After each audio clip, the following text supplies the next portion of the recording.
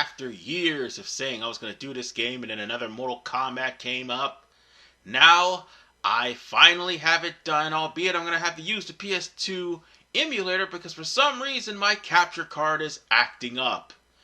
And it served me so well this time. But now it is time for the RVMan LP exhibitions, and we are going to play Mortal Kombat Armageddon, which was practically the end of the 3D era and Midway in general.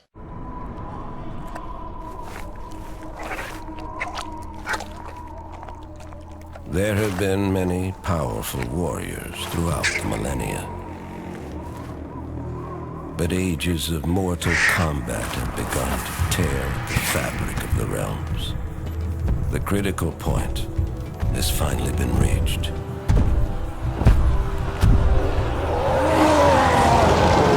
It was foreseen that combatants would one day grow too powerful and too numerous. If left unchecked, their intensifying combat would weaken and shatter the realms and bring about the apocalypse.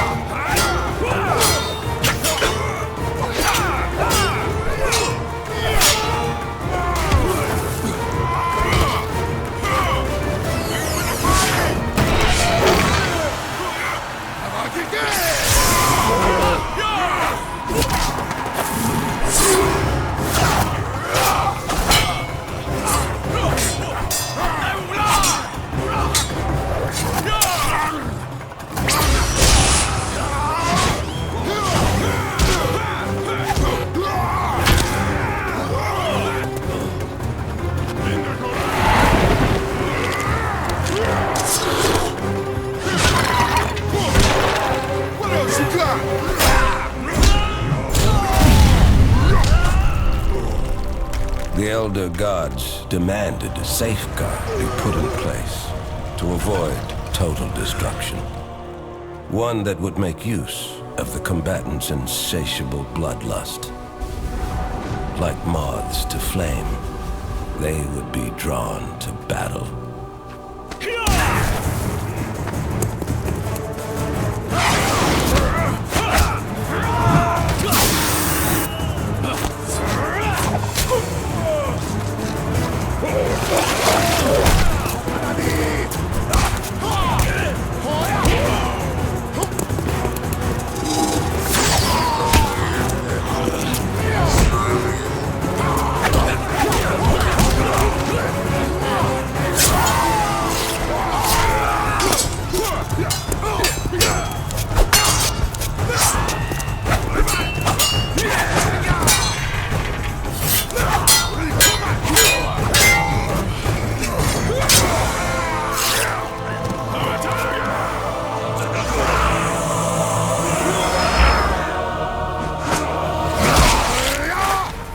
At the apex of destruction,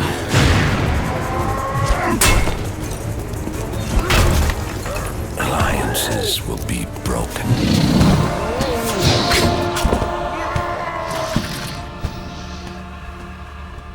And old hatreds will be revived.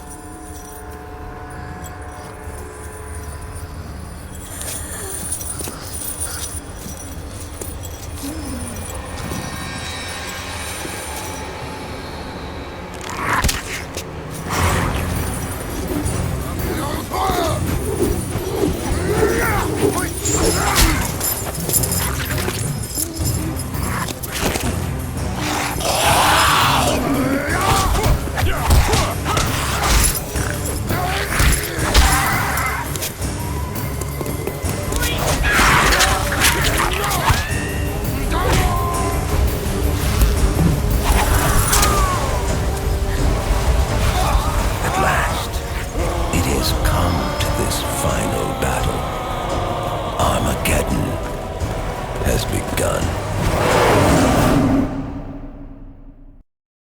And somehow, someway, Shao Khan and Raiden were the last two people standing. Okay, let me rephrase that. Shao Khan was the last one standing. But nonetheless, ladies and gentlemen, it is Armageddon.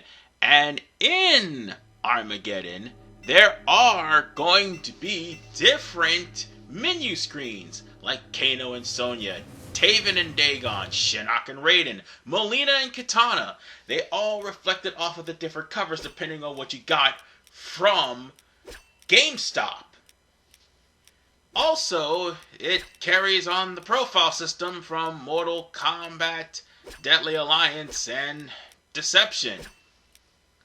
One, by the way, that NetherRealm will not stop carrying over, because after all, you need a profile for the Xbox 360 and PS3 for Mortal Kombat 9, and also you need a profile for the later gen consoles for 10 and 11. This will be the last game, however, that has a password system for your profile. Oh, excuse me. I'm having a hiccups here because I just ate myself a Subway sandwich and it didn't go down well. But nonetheless, ladies and gentlemen, there are modes that you could go to, like for instance, create a combatant, or create a fighter, Mortal Kombat, and Conquest, which is what this whole playthrough is going to be about.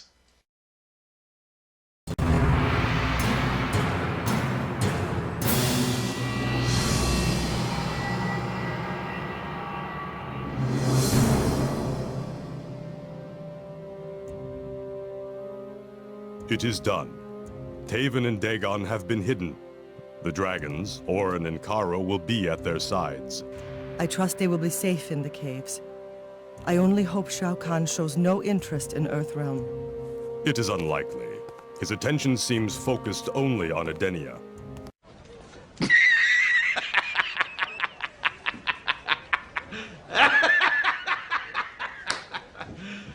You serious? The pyramid is completed. You are certain the battle will take place here, Delia? I am. I have sent Blaze to monitor the realms. When the time has come, he will signal the dragons and the quest will begin. Are we doing the right thing, Argus?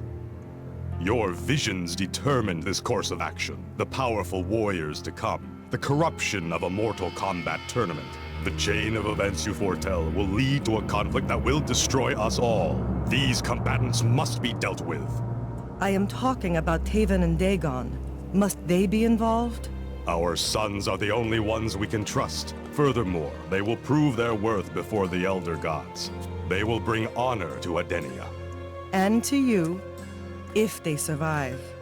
We have equipped them well, and the monoliths will hone their skills. This must be done. Deagon and Taven will remain dormant. When they are revived, they will embark on a quest to save the realms from Armageddon. May the Elder Gods watch over them.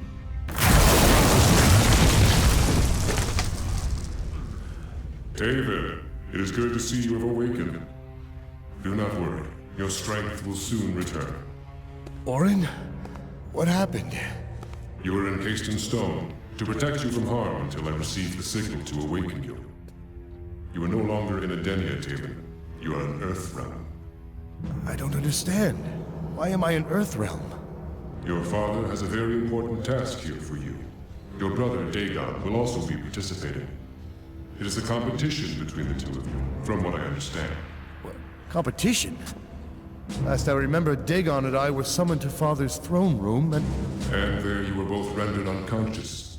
I don't know the details of this quest. I was charged only with hiding you in Earthrealm and awakening you when the time came. That time is now. No. This is all too strange. Where is my father? I wish to speak with him. I will send you to his temple. Find the main chamber and place your hand on the altar. Your father will speak to you there and present you with a weapon to use on your quest. No doubt your brother has been awakened by Karo and will be sent there shortly. Why will I need a weapon? Very well, Orin. Lead the way.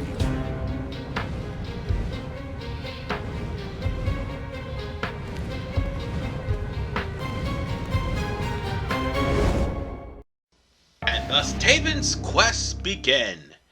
Now then, for those of you who probably aren't familiar with Taven, I can understand because he's only featured in this game and mentioned in Mortal Kombat X and in Mortal Kombat 11.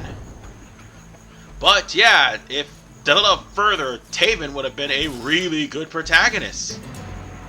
However, he suffers the same fate as the 3D era characters. This map should a lead good me chunk to my of them. father's temple. By the way, this is your map. It's practically going to be useless, because you're not going to be able to do anything else with it. You're just going to have to look at it, and that's it.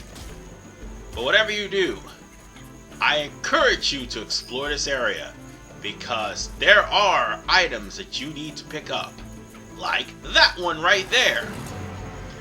There are 60 items in all in this game, and these items, or relics if you will, they are to unlock practically everything in the crypt, including meet Taven, Daegon, and Blaze as playable characters.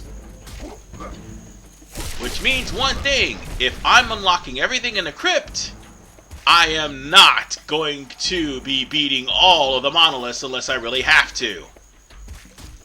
And what are monoliths? Oh, we're going to get to that in just a minute. But first, we have to deal with a certain someone that is not too far from here. But first, let's break this tree. This has Kira's knife. So, why am I going to get all the artifacts? Of course I am, because that means you're going to be getting a lot of coins. That also means... Oh, and by the way, crush that bug, and you're going to get... I think Kira's alternate outfit. Yes. And... don't forget this music note here, but then again, it's going to be unlocked once we get all the artifacts, so don't worry about it. And don't forget this bag of treasure, because all the gold that you're going to get, you're practically going to be using to buy maneuvers and special moves and also costumes that you're not going to be able to unlock here. Like, for instance, the Elder God armor. So, with that said, we're gonna go over and meet up with two familiar faces. Who are you? I'm Cobra. No one crosses this bridge. No one. We shall see. Cobra, I just got the signal from Cabal. The ambush has begun. If you're not a member of the Black Dragon clan, I'm gonna have to finish you. Alright, it's time for us to beat this Ken wannabe. Yes, they intentionally made Cobra look like Ken. But nonetheless, ladies and gentlemen, even though Cobra was made to look like Ken, the whole bum-ass Ken look was pretty much ripped off from Cobra. Now then, we now have Taven, and his moves are simple. The Speed of Life, which is his charging combo. His shoulder charge. He has a ground pound. And he has an area of effect fireball. The last two you can't use until he unlocks the ability to use a fireball and ground pound in the actual conquest mode. Something that Mortal Kombat should have done with Cassie Cage. Because they did it with Sonya Blade when they took away her bracelets so she couldn't use her rings. Yeah, see, that attention to detail is something they need to work on. But here's the thing. Cobra's no slouch, okay? Sorta no slouch. The only moves he has is a flaming roundhouse kick, a fireball, and I do believe he has a charging punch of his own. Those are the only things he has. And since he does kickboxing, he also has the kickflip as well. But it doesn't matter. Cobra just got completely owned. And that's going to be the last time you'll see of Cobra, because Cobra also gets killed by Aaron Black. Though we never see it. It's just insinuated. However,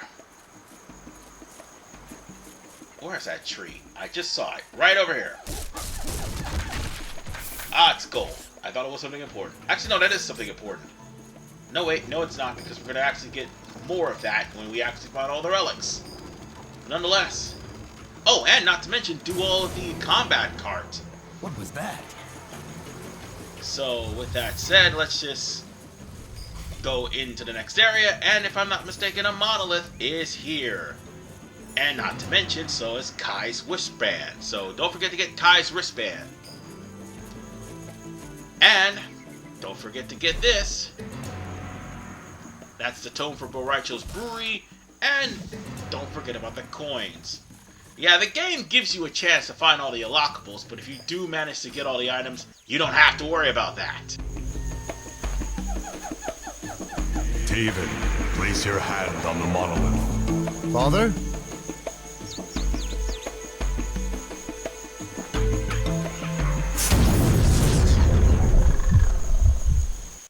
This is the monolith I was referring to, and the only one that's actually important. Where am I? This is a training area. Father, is that you? No, Taven. I am merely a reflection of your father. My purpose is to train you for your coming challenge. Would you tell me what this is all about? Would you tell me what this is all about? Would you tell me what this is all about? Would you tell me what this is all about? Would you tell me what this is all about? Would you tell me what this is all about? Would you tell me what this is all about? Would you tell me what this is all about? Would you tell me what this is all about? Would you tell me what this is all about? Would you tell me what this is all about? Would you tell me what this is all about? Would you tell me what this is all about? Finally, the audio's back to normal. Sorry about that, but that's something that just never happened to me before. Well, fuck-ups aside, you're practically going to be learning how to do the maneuvers, and this is your tutorial monolith. So, why exactly do I say that you don't need to do the other monoliths? Because here's the thing, the skill you're going to be learning in this monolith is important for pretty much the remainder of the game, whereas the other monoliths will not teach you said skill. Excellent. I mean, yeah, I'm also learning how to dodge and learning how to block, but let's be honest, ladies and gentlemen, everything that you are going to get from the later 3 monoliths, you're going to practically unlock from collecting all the relics. The relics is basically the most important thing. So as I said before, they will give you a chance to get certain things that you missed, and then again, once you collected enough coins, you can simply go to the crypt and unlock some of the stuff anyway. However, there's things that you cannot get that you need the relics for, and that is to unlock Taven, Blaze, Meat, and Deagon. That's the only way. But nonetheless, ladies and gentlemen, I'm fighting Jarek for the 3rd round. Actually, the 4th round, I think. The 3rd round was throwing. There's probably 5 or 6 rounds in each of these monoliths, and they can be tough. Again, some of them are even worth it. Actually, that would be everything past this one. Like, in one monolith, you were literally fighting off poison. In another monolith, you're trying to fend off against attackers, while Dahlia and Argus is trying to blow you off the face of the planet. It's not really worth it. However, this one is worth it, because this is where you get your ground pound ability. The first of 4. Why do I say 4? Because you get a fireball ability, time stop ability, and I think you do...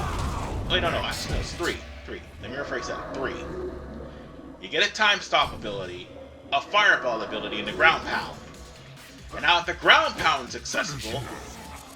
Oh yeah, and for the record, this is basically how you're going to do fatalities.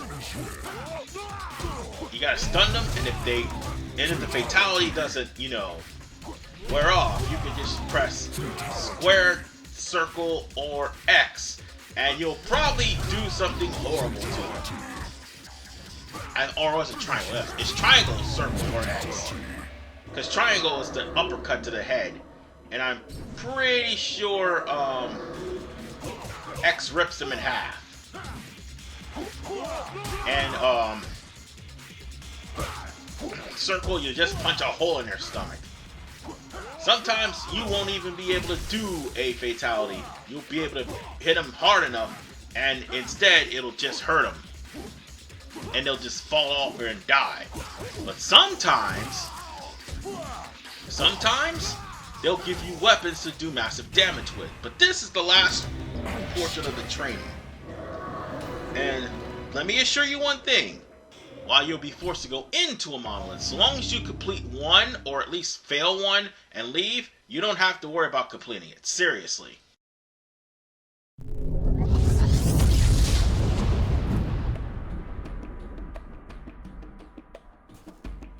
Was I inside the monolith? How was that possible? Maybe Father will explain when I find him in the temple. While the game suggests that you are going to find something in the monoliths in the future, I'm telling you now, no, you're not.